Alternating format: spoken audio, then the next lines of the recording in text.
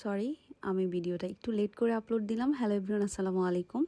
যারা যারা আমার তেলের পিঠা, পোয়া পিঠা আর হান্দেশ যেটাই বলেন না কেন ওয়েট করতেছিলেন রেসিপির জন্য, তাদের জন্য রেসিপি। আগের দিন আমি বাসমতি চাল ভিজিয়ে রেখেছিলাম রাতে। সো আমি দুপুরের দিকে চালটা ধুয়ে সুন্দর করে ব্লেন্ড করে নিলাম। আর ব্লেন্ডারটা কিন্তু একটু বেশি সময় নিয়ে করবেন, যেন মানে লিকুইডটা খুব সফট হয়। হ্যাঁ, আর চাইলে আপনারা চালের গুঁড়া দিয়েও করতে পারেন। আর এই যে দেখছেন এখন যে লিকুইডটা দেখালাম, এটা দিয়ে চাইলে কিন্তু আপনারা চিতই পিঠা বানিয়ে খেতে পারেন। সেম প্রসেসেই এটাও কিন্তু অনেক বেশি মজা হয়। আমি এর আগে মেবি রেসিপি শেয়ার করেছিলাম চিতই পিঠার, চাইলে আমি আবার করব। কার কার রেসিপি লাগবে কমেন্ট সেকশনে অবশ্যই কমেন্ট করে জানাবেন আমাকে। সো আমি এখানে 2 চামচ আটা দিয়ে নিচ্ছি, যেটা দিয়ে আমরা রুটি বানিয়ে খাই ওইটা। আর দিব জোলা গুড়। আপনারা চাইলে আপনাদের পছন্দ চিনি বা পাটালি গুড় যা আছে তাই ইউজ করতে পারেন, কোনো সমস্যা নেই। আমি ঠিক যতটুকু মিষ্টি পছন্দ করি ততটুকুই মিষ্টি এখানে ইউজ করতেছি। আপনারা আপনাদের পছন্দ অনুযায়ী দিয়ে নেবেন।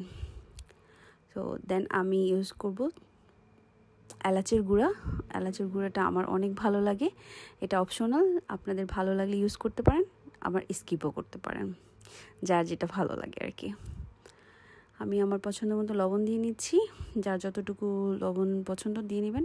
সাথে দিয়ে নিচ্ছি আমি নারিকেল কোড়ানো, আর নারিকেল কোড়ানো ব্রাউন কালার হয়ে আছে বিকজ এটা আমি আগেই একটু গুড় দিয়ে সর্টেড করে রেখেছিলাম ফ্রিজে, যেন আমার নারিকেলটা ভালো থাকে, নষ্ট না হয় এই জন্য। সো সব কিছু এখন আমি খুব ভালোভাবে অনেক সময় নিয়ে মাখাবো। আপনারা দেখতেই পাচ্ছেন আমি হাতে মাখাচ্ছি।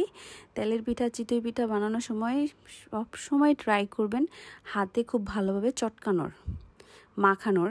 এক এক অঞ্চলে এক এক রকম বলে, আমি জানি না আপনার অঞ্চলে কি বলে, বাট আমার অঞ্চলে এটা মাখানো বা চটকানো, খুব ভালোভাবে বিট করে নেওয়া যেটাকে বলে, সেটাই করে নিচ্ছি আমি হাতের সাহায্যে। পরে আমি বিটার দিয়েও বিট করে নিব, বাট আমি আগে আমার হাতের কেরামতি দিয়ে এটা করে নিচ্ছি। এই যে দেখেন, ঠিক আমি যেভাবে মাখাচ্ছি আপনারা খুবই যত পারেন এটার উপরে রাগ জিদ যা আছে উঠাইয়া মাখাবেন। যত মাখাবেন আপনার পিঠা তত সফট হবে, তত ফুলবে, তত সুন্দর হবে, তত খাইতে ইয়াম্মি হবে। ট্রাস্ট মি, এমন মজা হয় এই পিঠাটা। আমি কোনোদিনও তেলের পিঠা লাভার ছিলাম না, বাট আমি এখন তেলের পিঠা লাভার, টু বি অনেস্ট। চালের লিকুইডটা কতটুকু ঘনত্ব হবে সেটা আশা করি আপনারা বুঝতে পারছেন। আর এটা কিন্তু আমার ফার্স্ট পিঠাই ছিল। সো পিঠাটা দেখতেই পাচ্ছেন কত সুন্দর ফুলে উঠেছে। মাশাআল্লাহ, আপনার একটা পিঠাও নষ্ট হবে না, প্রতিটা পিঠা অনেক সুন্দর ফুলে ফুলে উঠবে, ফুলকো ফুলকো। হ্যাঁ, ইভেন এই পিঠাটা প্রায় 1 উইকের মতো সফটই থাকে। আর বাসি পিঠাটা খাইতে আরও বেশি মজা। ট্রাই করে দেখতে পারেন বাসায়। রেসিপিটা কেমন লেগেছে আমাকে কমেন্ট করে জানাতে ভুলবেন না। আর নতুন কোনো রেসিপি চাইলে অবশ্যই আমাকে কমেন্ট করবেন। অন্য কোনো পিঠার রেসিপিও যদি চান সেটাও আমাকে কমেন্ট করে জানাতে পারেন আপনাদের মতামত। এক এক অঞ্চলে এক এক রকম করে বানায়, আমি এইভাবে বানাইছি আর আমার গেস্টরা সবাই অনেক বেশি পছন্দও করেছে।